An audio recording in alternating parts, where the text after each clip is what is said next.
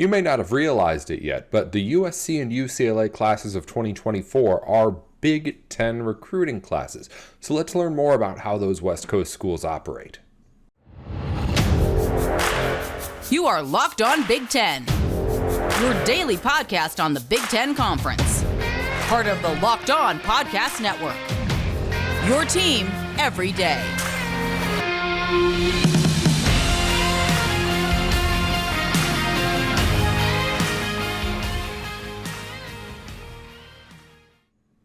Hey, you're listening into Locked On Big Ten, the place where you can get everything you need to know about the conference every day of the week.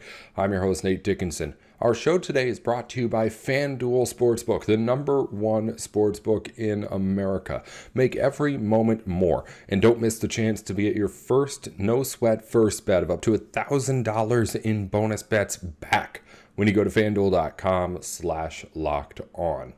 Coming up on today's program, the Gavitt Games schedule has been announced for the upcoming winter. I'll give you all of my thoughts on the biggest and best matchups between the Big Ten and the Big East coming up on the hardwood. But first, we're going to talk gridiron and the future of the Big Ten with Brian Smith. USC and UCLA are now recruiting players to be Big Ten athletes in the class of 2024. So I asked Brian a little bit more on how we can evaluate how these schools recruit, what they are normally good at, and where we can see some recruiting battles between some new conference rivals as these two schools enter the fold. That's coming up right here, right now on Locked On Big Ten as we start up with Brian Smith, our new football recruiting expert. You're tuned into Locked On Big Ten, everything you need to know about the conference every day of the week. I am Nate Dickinson. We are joined by our new football recruiting expert here at Locked On, Brian Smith. Had him on here last week, getting you back in to chat more. And I want to talk here, Brian, about the recruiting classes for USC and UCLA, because we were having a conversation in our meeting with Locked On hosts last week and realized that this recruiting class for football and basketball too are technically for those two schools Big Ten recruiting classes. They are going to be Big Ten athletes when they arrive to campus. So it's time for us to start looking a little more closely into those two schools. And before I get into just kind of what adding them means for recruiting in the conference as a whole, I do want to ask you first, just give me some of the names that we need to know if you're a Big Ten fan who has been maybe forgetting that you need to keep track of these schools now. Well, this fall, just as a prelude, the 23 class, Dante Moore, the quarterback, who ironically is from Detroit. So UCLA already dipped into that area. And then Zachariah Branch is from Bishop Gorman out in Las Vegas, arguably the best receiver in the country. He might even start for USC this year. You get a chance to see them and what they can do, but you're talking about two elite players. They could have been the two best players in the country. So UCLA and USC are going to have talent coming in. It's not shocking. It's the speed, I think, that you're going to see from California. That's always been the big deal in the Rose Bowl, right? Like when they win against the Big Ten, it's been speed. Branch is as fast as it gets. And those are the kinds of kids that Chip Kelly is going to recruit at UCLA too. So he's always prioritized track kids. You're going to see that. Looking at the 24 classes, they're not quite as active as some of the other schools. Like Michigan is killing it on the recruiting trail in the Big Ten. They might have the top class in the country right now. Those two schools out west have prioritized the transfer portal a little bit more, trying to get more experienced players. So I'm curious to see what they get in the month of June once the visits get rolling, but they're just getting started with their 24 classes. You mentioned some of the things that those schools like to prioritize. Go a little bit more in depth on that, because where we're in the Big Ten, you pretty much know how each school is going to recruit if you've been following this conference or have a team in it for a while. But if you're adding these new teams in, you may not be as familiar. So where are the places that these teams specialize, prioritize when they're on the recruiting trail right now? And then later we'll get into how that may change now going to the Big Ten.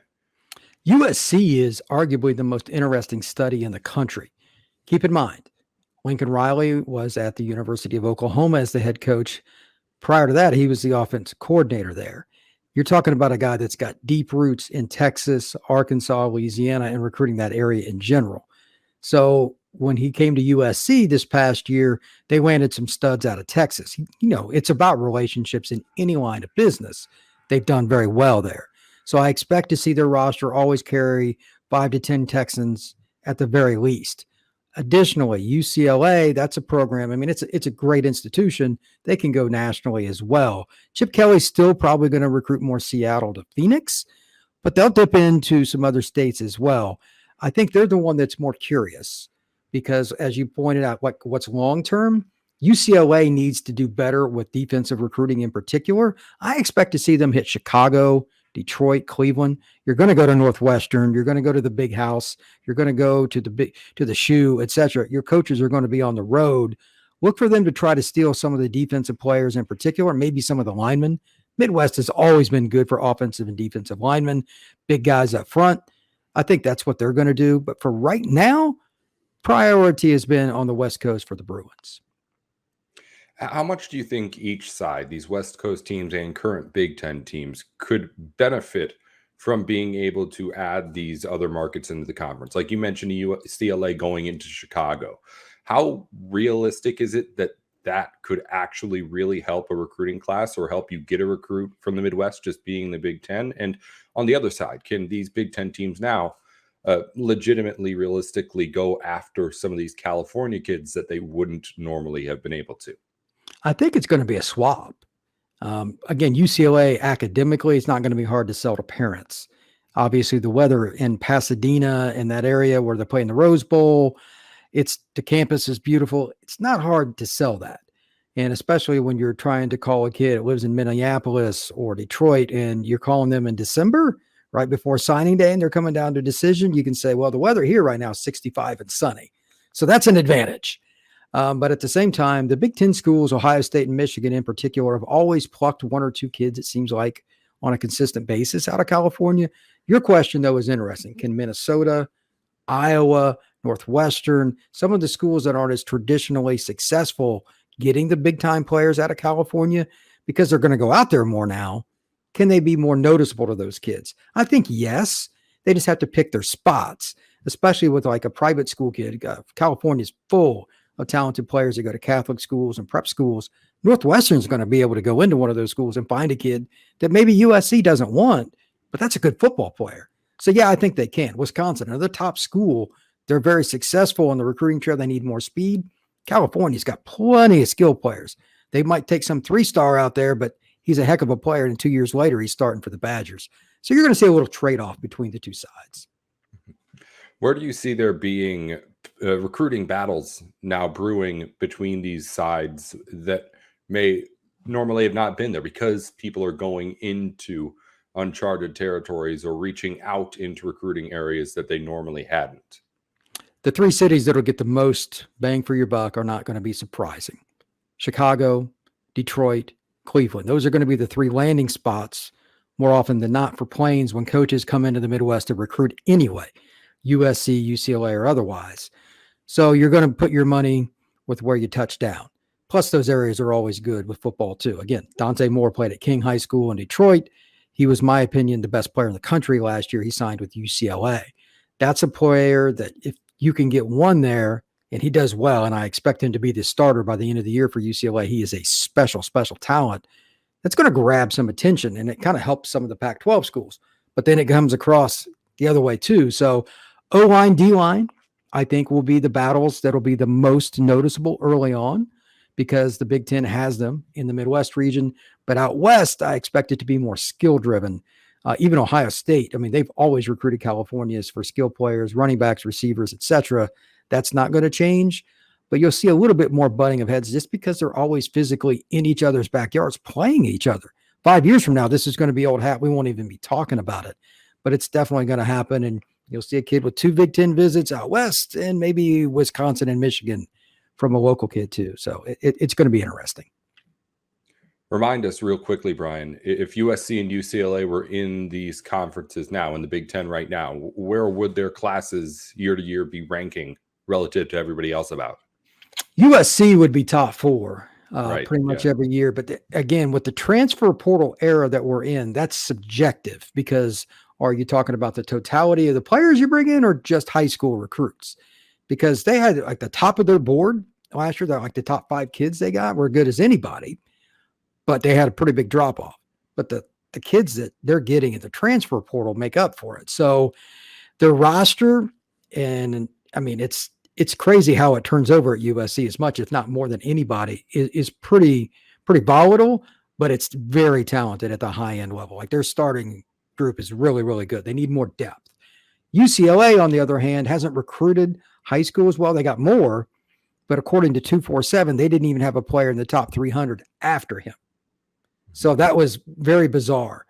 They need to up their recruiting. I would say they'd be more middle of the pack in the Big Ten. USC would be top 4. All right, Brian Smith giving us the really good stuff on the insight into what the UCLA and USC do in their recruiting trails. We'll, of course, have you on again soon as things are starting to gear up here. You were talking right before we went on about how busy things are getting for you. So we'll let you go now and be sure to take advantage of any time we can get with you soon. Thank you again, Brian, for talking to us here on Locked On Big Ten. Thank you. Take care. Thanks again to Brian Smith for joining us here on Locked On Big Ten. We'll be sure to have him on again soon, as I know you guys love that recruiting stuff in the middle of the summer.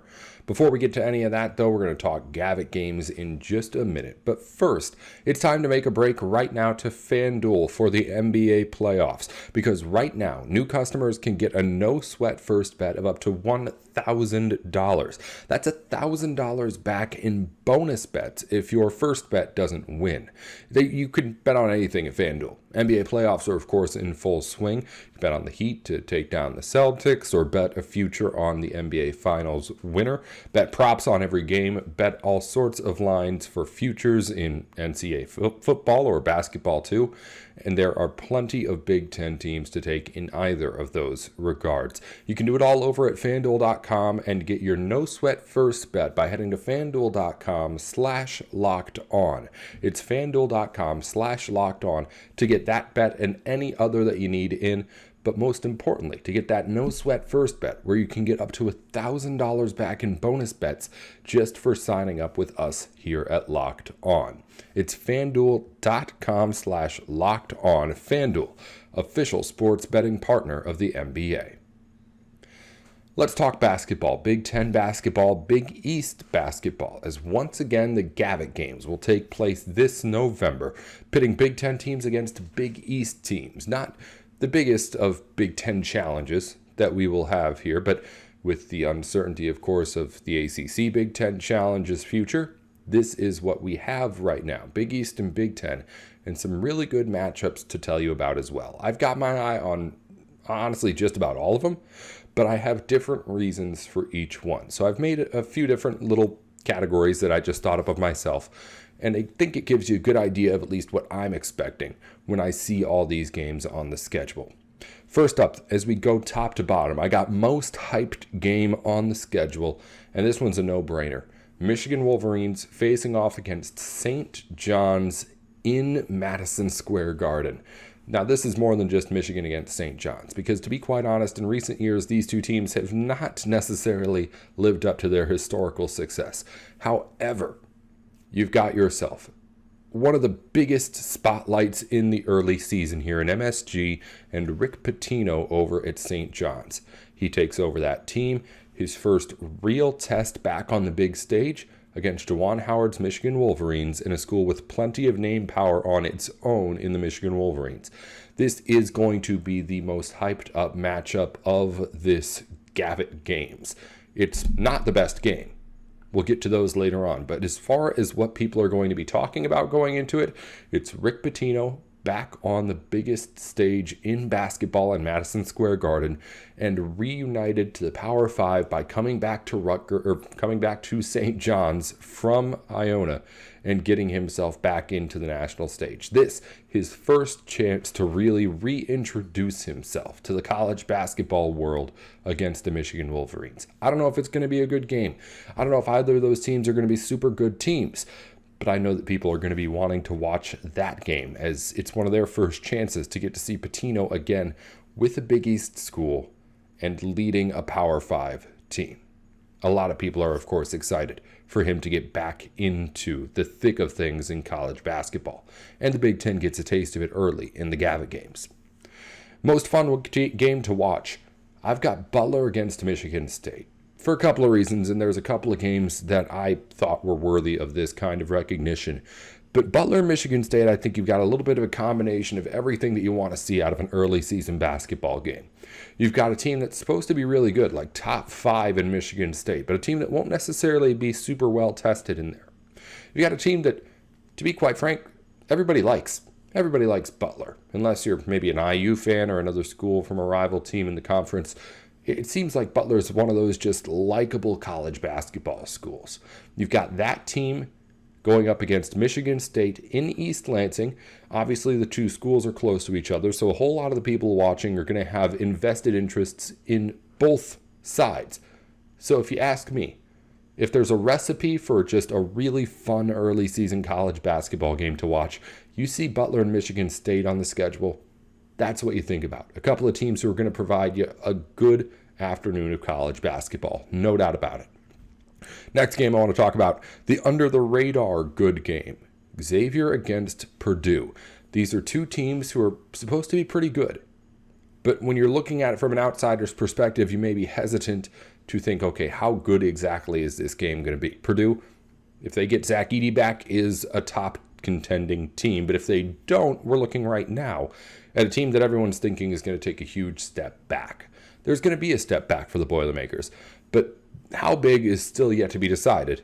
And this game against Xavier early in the season, a good team, it could skyrocket either team, whoever wins this game, into a potential top 25 ranking, higher than that if they were already ranked before. And it's just a good signature win to start off your season with for a couple of teams who aren't really exactly sure where their ceiling is right now. It'll be fun to watch how each of them manage an early season test. Next game, best atmosphere in the arena for a game. I've got Iowa at Creighton. We talked about geographical stuff with Michigan State and Butler. That makes that game fun. This geographical rivalry between these two schools is going to be really, really fun when it translates to the atmosphere in Omaha, Nebraska for this game. Creighton is not a fan of the Iowa Hawkeyes or a number of the Big Ten schools that I think, and rightfully so, a whole lot of Creighton fans are getting kind of resentful for. Teams like Nebraska and Iowa taking the spotlight in the Big Ten, while Creighton just consistently puts out good basketball teams and doesn't seem to get the same kind of recognition or attention in its area. Creighton feels like a little brother. If you're sitting here as a Big Ten fan, Creighton feels like a little brother school, and with a team that's supposed to be really, really good next season and wanting to live up to those expectations, an opportunity to beat a team that you want to beat in Iowa, and a team that looks like it could be beatable after losing a whole lot of good players again this season. You have a team that you know is at very least going to put up a good fight in the Hawkeyes against a team that's supposed to be really, really good in Creighton. I'm interested to see exactly how those two butt heads early in the season, and I'm really, really excited to watch the atmosphere and how loud they can get in Omaha for that game. Because again, good team, one of the first tests of the season, they're going to be excited for it. This one I called the old Big East game that the old head wants, but nobody else is really going to care about. Georgetown against Rutgers. I mean, it is what it is. These are two old Big East teams. If you are a newspaper reader, you'll probably read about it leading up, the history of whatever this matchup is and how many great games they've played against each other. I haven't taken the time to do all that because I know somebody else will. I don't really care all that much about this game. I don't care all that much about the old Big East, to be honest. It's been a while now, and the new Big East seems to be doing just fine. So as far as these old rivalry goes, yeah, it's time to watch some old footage of old guys playing basketball in black and white. But aside from that, I just really need the reminder that, hey, these teams used to be two of the biggest rivalries in the sport. But yeah, not really anymore. The old Big East is the old Big East. But unfortunately, it doesn't carry much weight when it comes to the Gavitt Games, at least. Finally, biggest game of their season, ? Marquette at Illinois. The Illini aren't projected to be super, super good this season. We'll see what ends up happening with who comes back. Terrence Shannon Jr. still has to make decisions.